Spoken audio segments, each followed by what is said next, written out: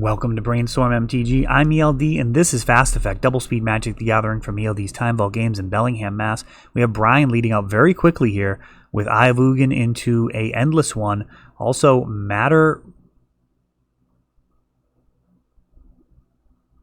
What? I have no idea what just happened there.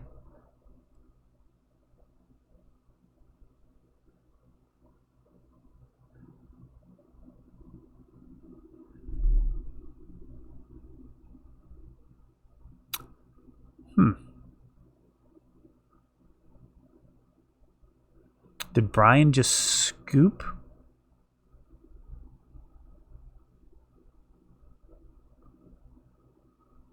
No, it's definitely not the type of draw that Ben scoops to, so perhaps it was a deck list error.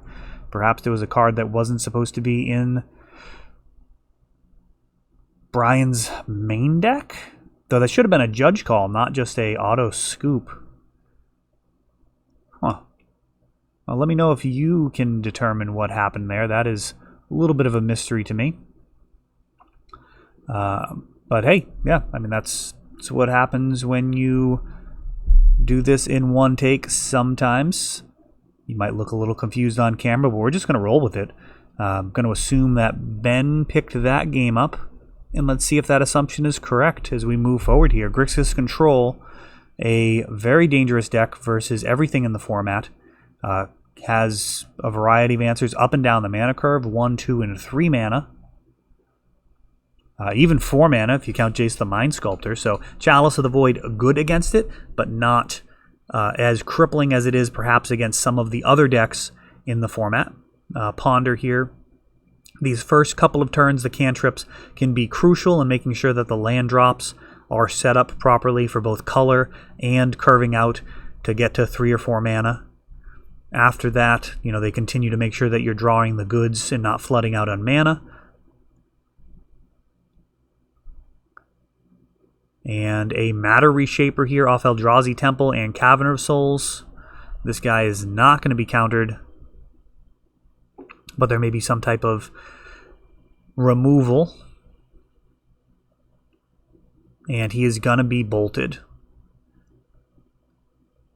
Card getting added to Brian's hand for the trouble. So Matter Reshaper, just a really solid value card. They're trying to keep the board clear. Sometimes you go ahead and hit creatures that can continue the onslaught. Sometimes you hit a land so you can curve out a little bit better. And now Bitter Blossom for Ben threatens to mob up the board, potentially chump blockers, potentially setting a little bit of a clock. If he can get 2 or 3 tokens out of this before he starts chump blocking, he may be in excellent shape. And now Wasteland for Brian has access to 4 mana. It's going to be uncounterable if it is an Eldrazi. And he's going to go for Chalice at 1. So Ben looking to move forward here, and a Endless One at 2 being cast, interestingly. Jace the Mind Sculptor coming down. He brainstorms. And this Endless One will be able to be held off indefinitely by the stream of 1/1s, or Ben can just allow another fairy to stick around and then double block this 2/2. May have been better to get more value out of this creature, as he does have a cavern. So this could have been a uncounterable 6/6. Instead, we've got a 2/2 on board. Jace ticking down 1. And now a Endbringer being put out with Cavern of Souls. And Eldrazi Temple. Did he pitch ESG for that? I thought that card cost 6 mana. Is that 7? I'm going to go ahead and take a look and see how much Endbringer costs.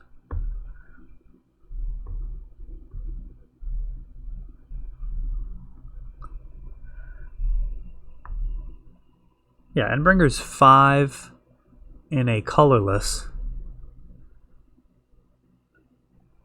Eldrazi Temple, Eye of Ugin, Wasteland.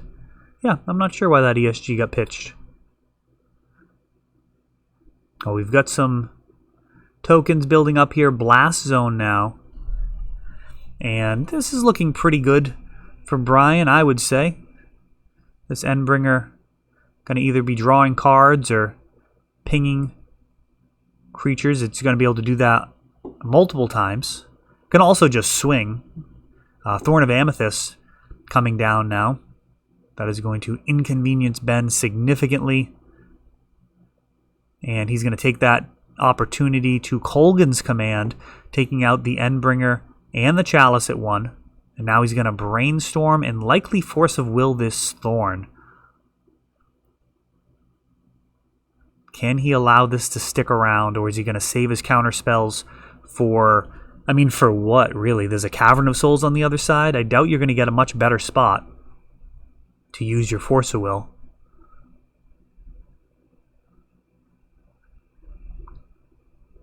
And no, he's actually letting this Thorn resolve. And I think Brian's going to look to draw a card off of it and see if he can jam something potent. No, he's going to Wasteland. Now that Thorn is out, he's going after that Underground Sea. 2 blue, 2 black, 2 red available.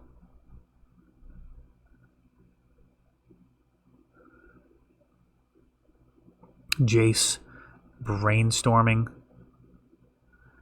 And now Angarth's Rampage, forcing Brian to sacrifice a creature. Endbringer brought to an end by the 2-mana sorcery.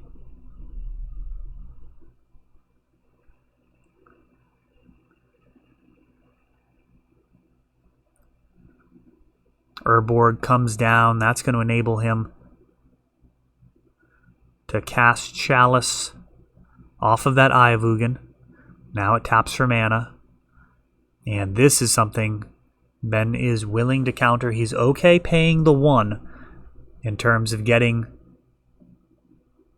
past that Thorn, but can't really do much to get past Chalice. So saving those counter spells. Him to Torok now. Getting rid of that. And now we are in Fate Seal. He has to put that one to the bottom. So the noose tightening here, there's Bitter Blossom tokens beating down on Brian's life total. And then on the other side of things, we do have this Jace the Mind Sculptor Fate Sealing. So Brian has an answer on board with this Blast Zone.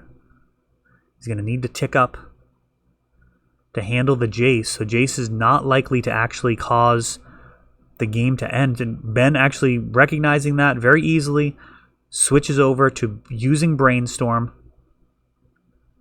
It would be nice to Fate Seal and keep him away from anything good while winning the game, but it's simply not enough if all it does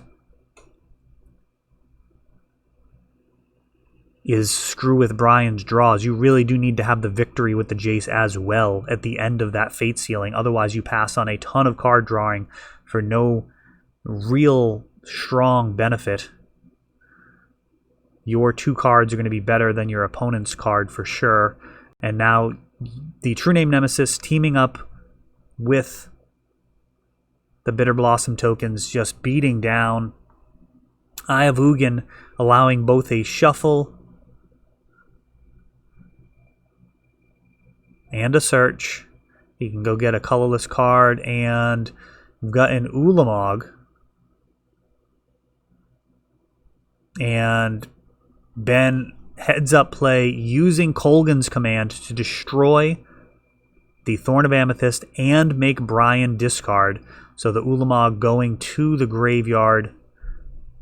I think that's actually supposed to get shuffled back in.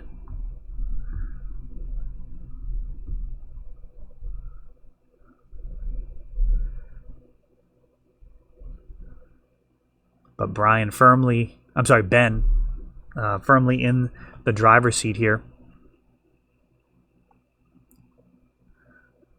Fetching just a mountain of card advantage in the form of these Bitter Blossom tokens, this True Name Nemesis.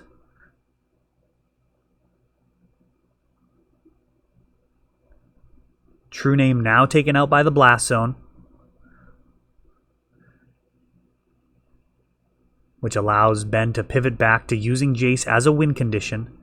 He's attacking with tokens, and he's Fate Sealing just in case there's something that can mop up all of these tokens, something like a Ratchet Bomb. Ben wants to have another path to victory lined up.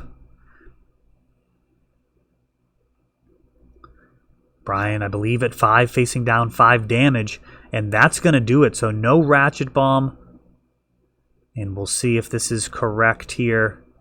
These cards hit the table face up. I'm going to assume that Brian scooped game number 1.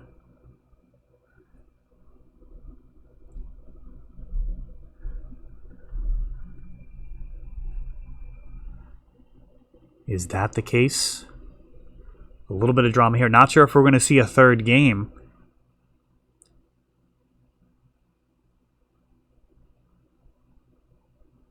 Give it a few seconds. I believe my original guess was correct, and Ben just won the match 2-0. We'll see if they actually jump into a third game here. Let me know what you think about the Eldrazi deck and this Grixis control deck. These are the type of decks you guys like to see. Usually we just take the number 1 seed and go ahead and put them on camera. And yeah, we're going into, I believe, game number 3. So perhaps Ben had a sideboard card in the main deck in game number 1 and just scooped it up. That is very likely what's going on. Now, Ben played competitively quite some amount of time ago. I actually used to play at a shop in Worcester that I used to run events for. Over the Edge games way back in the day. Had a great group of guys there. Still see many of them at the ELD Opens that I hold here on a monthly basis. Thorn of Amethyst, Force of Willed here with Ben. But back in the day, that would be a auto game loss, so perhaps Ben just saw the sideboard card and scooped it up. So bonus game. Thought we were not going to see this, and now fetching for a basic island. In response to this Chalice at 1, Brainstorm. And it looks like a Fatal Push in hand and a whole bunch of lands. Oh, that's Tyrant Scorn. 2 mana answer. Got a Liliana's Triumph as well. Chalice at 1 resolving. And Ben going to go ahead and fetch. Getting that shuffle, best combo in the game. Just really leverages player skill and figuring out what the best ways to go forward are. We've got a Kolaghan's Command now, hitting the Chalice and forcing the discard.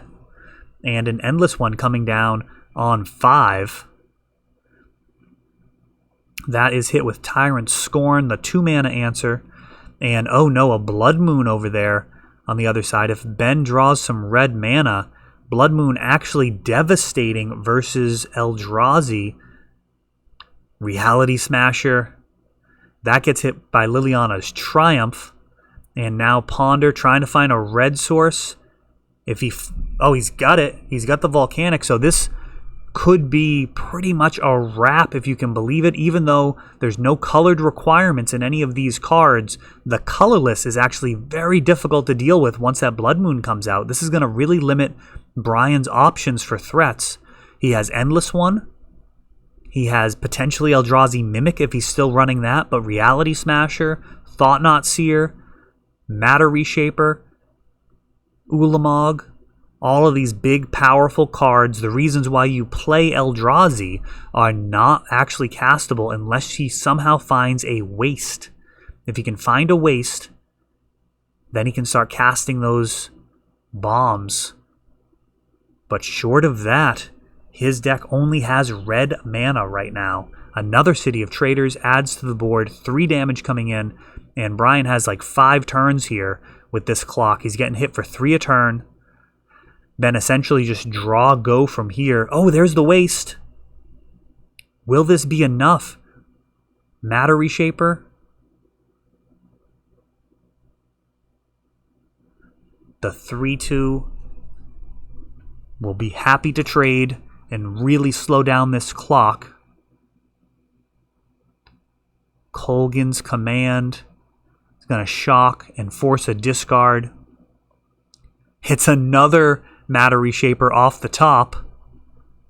This one gets lightning bolted. Will we see a third? And now an Eldrazi Mimic. What a persistent card. Eldrazi Mimic now trading with the Snapcaster Mage in a True Name Nemesis coming down. And that Eldrazi Mimic, it is not clear if he could have got more value, but it doesn't look like he's got the time. That Mimic can be very good once you get a Reality Smasher or even a gigantic Endless one. But Brian, sensing he doesn't have the time for that, trading off, and now another Eldrazi Mimic. Bitter Blossom starting to generate a stream of blockers. Ulamog being cast. Does he have the double colorless for that?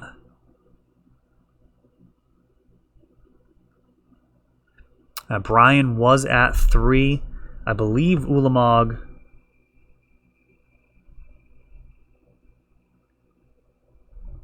not going to actually get the job done. The True Name Nemesis able to push through for the final damage. And yeah, Ulamog actually, this version, the Ceaseless Hunger, is only 10 mana. No Eldrazi mana necessary for that. None of the actual colorless mana requirement instead of generic mana. So Ben taking that one down in 3, unless that first game wasn't actually a game.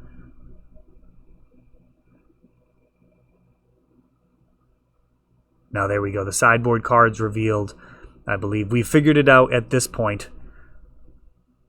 So Ben losing game 1 to a deck error and then holding on to win games number 2 and 3 versus Eldrazi. That is all for this one, but don't worry, there is a lot more. You can check out our older videos, and we're always putting out new videos from ELD's Time Vault Games in Bellingham, Massachusetts. If you want to help the channel, of course, you can like, subscribe, share, tap that notification bell so you can know the next time our new videos come out. Thanks for watching.